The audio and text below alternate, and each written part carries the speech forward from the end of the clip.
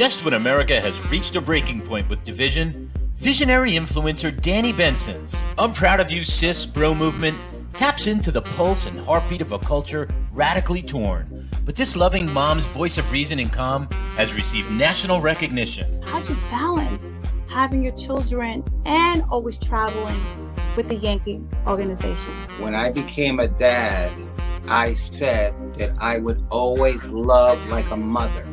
I feel like I have to try certain things or act a different way because I know some people or some kids. So join Danni Benson as she celebrates her special guests on her show and highlights their gifts and contributions to our world.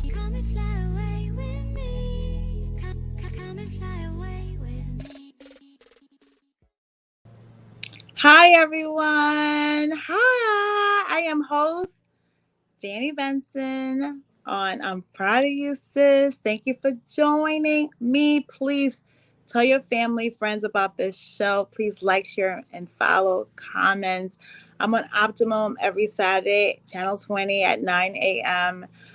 I am so happy that you guys are here joining me. Today, we are going to talk about homeschooling, which is like the new trend in America after COVID, after parents were able to sit at home and try to educate their kids while the schools were shut down. A lot of parents had their kids remain staying home because they liked the education that they were giving their kids at home.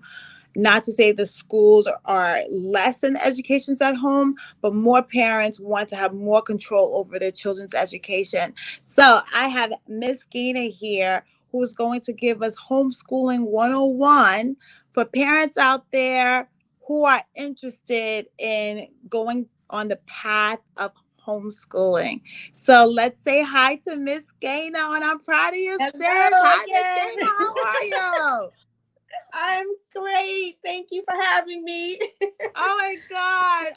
Look, you are like the expert in so many different things. I mean, I give you your flowers because knowledge is everything. Like picking up a book and learning something. Like basically school doesn't stop when you stop paying for it. Like college, going to school and whatever, going for a trade.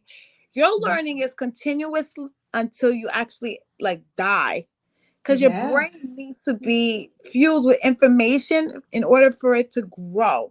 So I love the fact that you're in and out of all these different areas because it's letting me know that you welcome the knowledge and information to grow, and knowledge is your power. So I just want to say thank you, Miss Gayna, for joining. I'm proud of you, sis. I'm giving you flowers because I'm just like, yes, like you that chick, girl. You that chick. That's all I gotta say about that. You that chick. So let's talk about homeschooling. No, you're welcome. Let's just talk about homeschooling because I know parents want more control over with their children, especially during COVID. A lot of parents got to see what the kids were learning in school. And there's some areas in this country that the school might not be stellar, that the parents want to decide to maybe teach their kids at school. And we were talking about this. Sometimes it takes a village, to do homeschooling. So let's dive into homeschooling in America. How are you today? Okay, great. And excited to express this information I have about homeschooling because it's much easier than people think. And it's very beneficial for kids these days. Homeschooling opportunities and online schools offer so much opportunity. There's so many elective courses that kids can tap into at a young age. One of the organizations I would recommend first for people who are just starting to learn about homeschool and what it offers is an organization called HSDLA. Okay, so that stands for Homeschooling Legal Defense Association. And that organization will give you a lot of information. They will help you. They will guide you. They do charge a membership fee, but for someone just starting out and just not knowing where to go and have a whole host of questions, this is a good landing place. I believe the membership could be $100 or maybe a little over $100 annually. So it is pretty affordable, and they're 24-hour operations, so you can tap in and ask any questions about curriculum, or if there's any issues with teachers, with the school, because there is a process with if you're starting homeschooling and your child is already enrolled in school. You have to de-enroll your child, and then you have to apply to Department of Education, or wherever you live. You need to register your child as a homeschool student.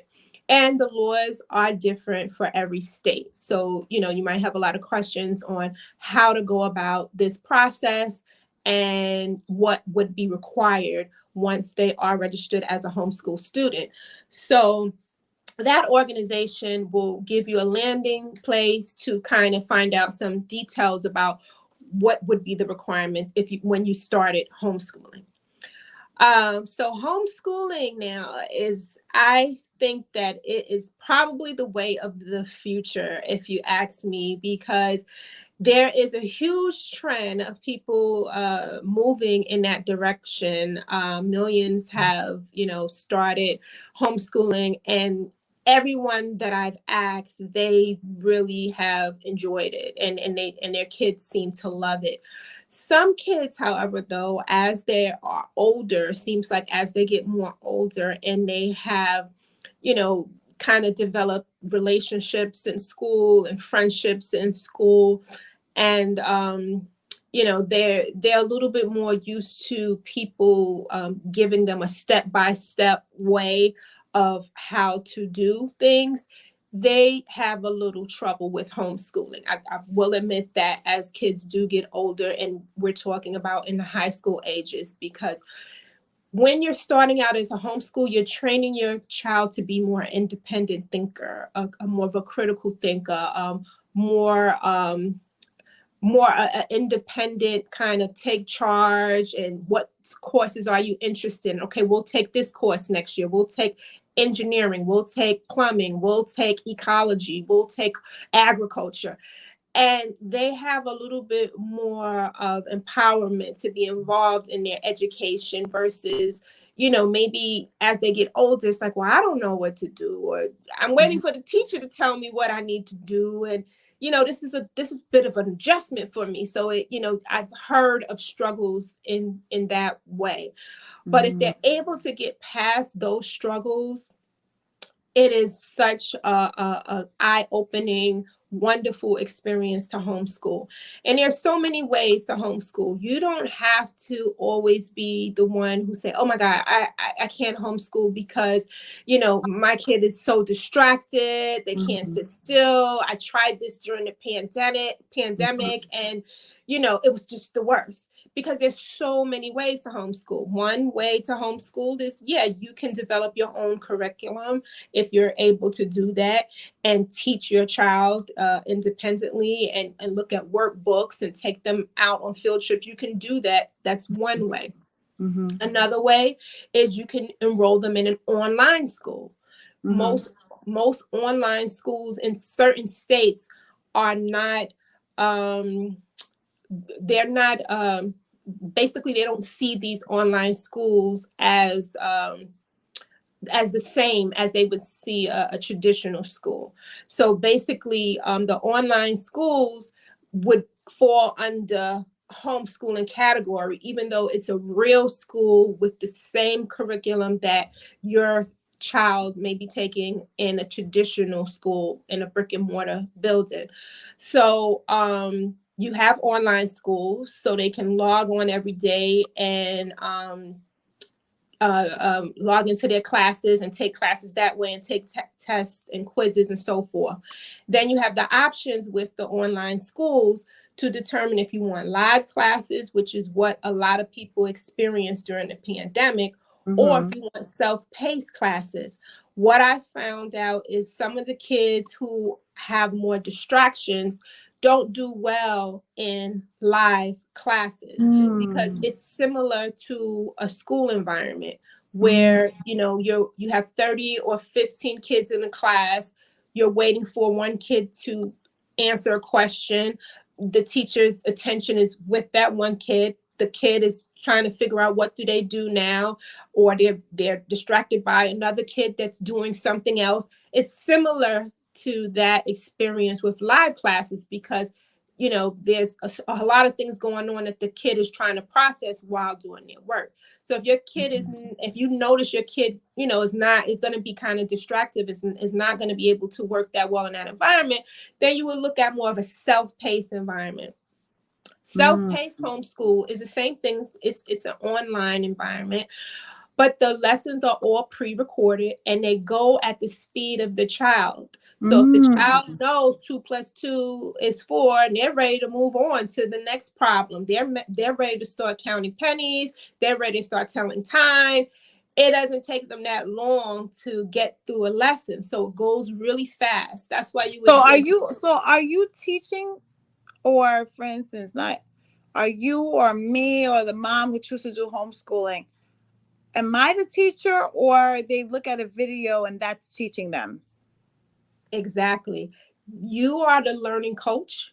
I guess you can call it, that you're not the teacher. These teachers. Oh, I didn't know that. I thought that I had to be the teacher. Like if I had my kids homeschool, I thought I was the teacher and I have to learn through the stuff that they send me how to actually teach my kids. But you're saying that they're at home and they still have like something that they're watching. Exactly. Oh, it's like online classes. So it's like online classes in college or when you're learning a skill.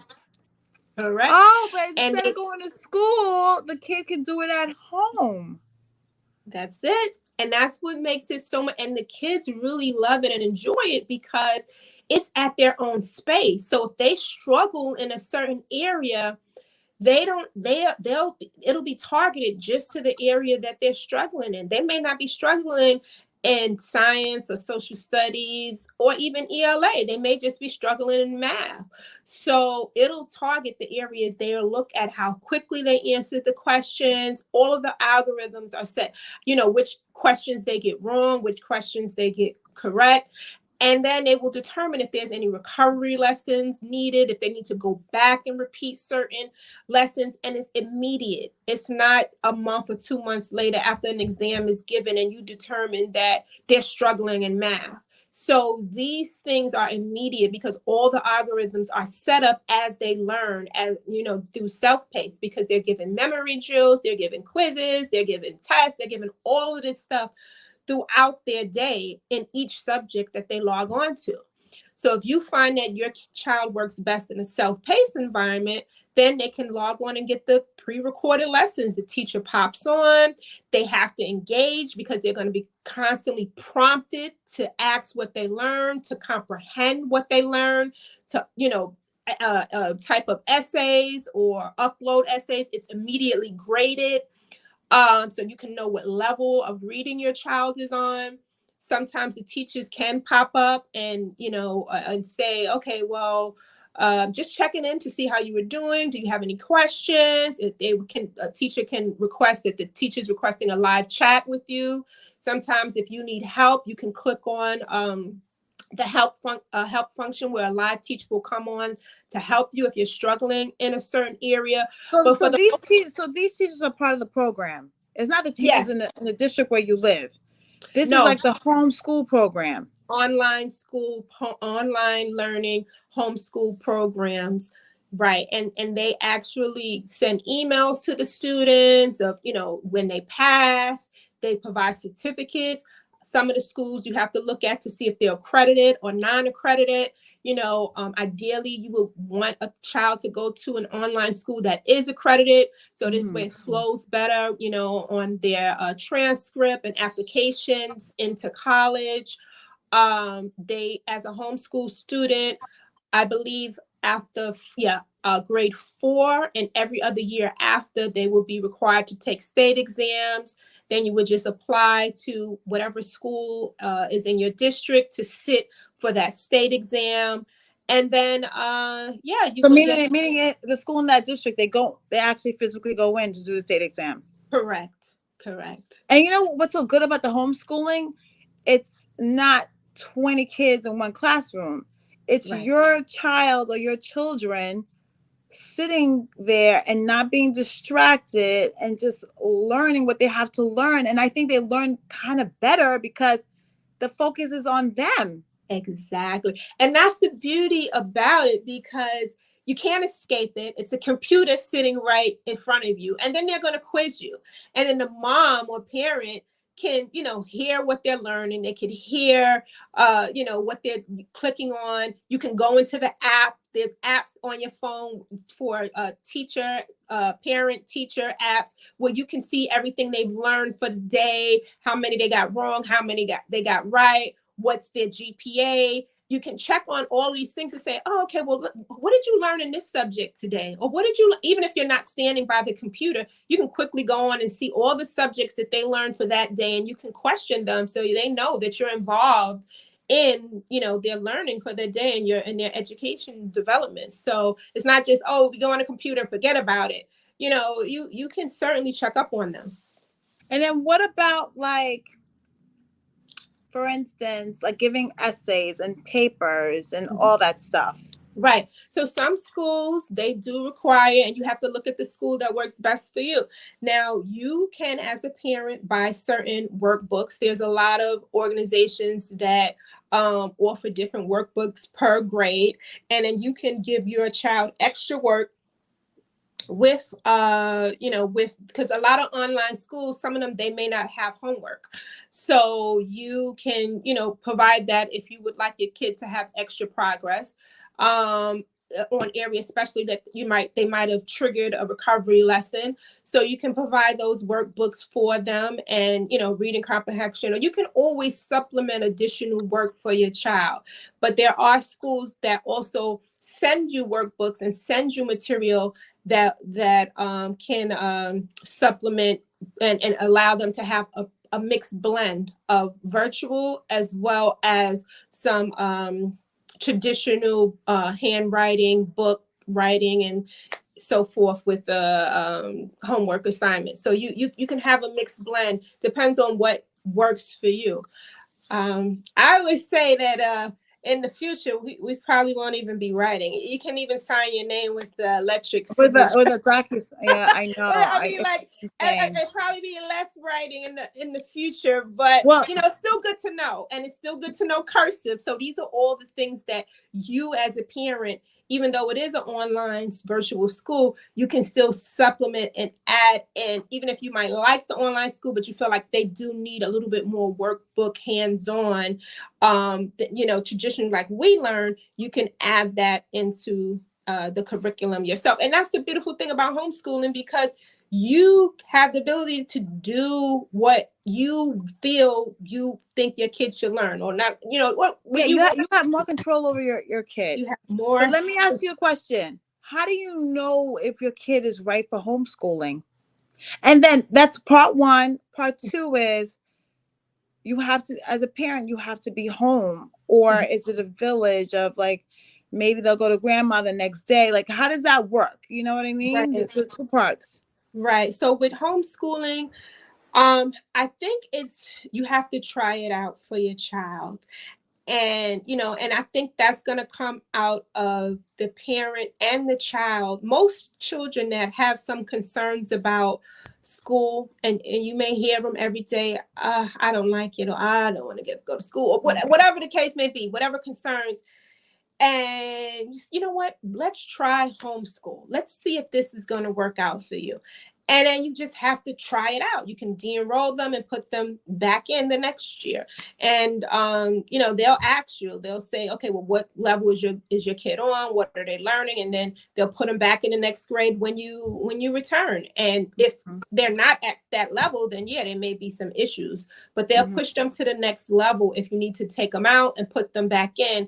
And assume that they've learned all of what they need to, because you have to send, for most states, you do have to send in some kind of information about the standards of the curriculum that you have met. You can add in everything else that you would like your kid to learn, but you do have to at least meet the standards. So they know that you have submitted all of that information for your child. So they'll pass them to the next grade if they don't like it, but you do have to try it out.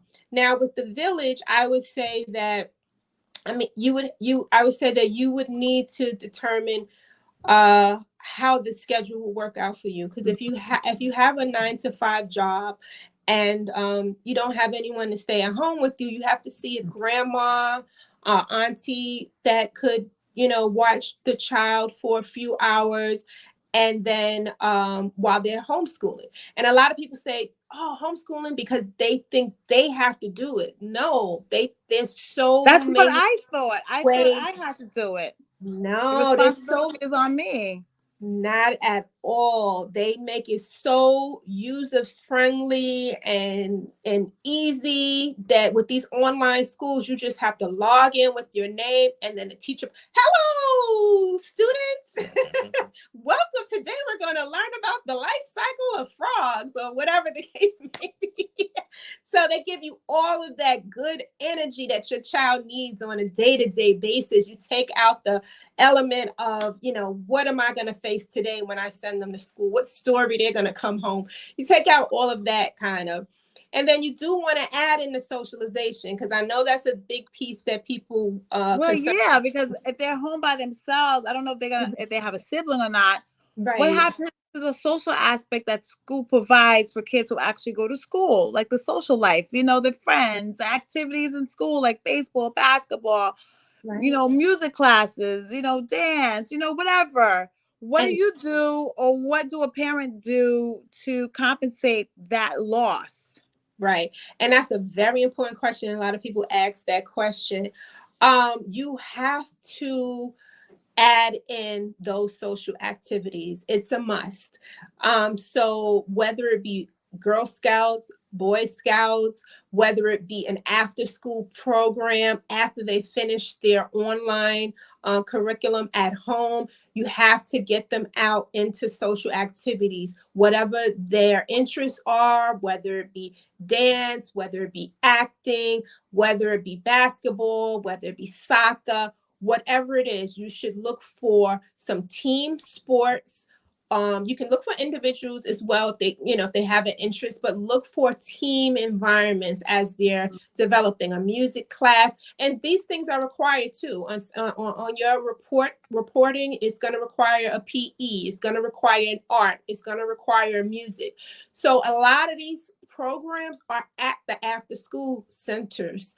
And, even if it's not to the level that you would like, because maybe the kid has a greater interest in one of those areas, you have to then go out and find those areas and see where that kid can go to continue on that journey.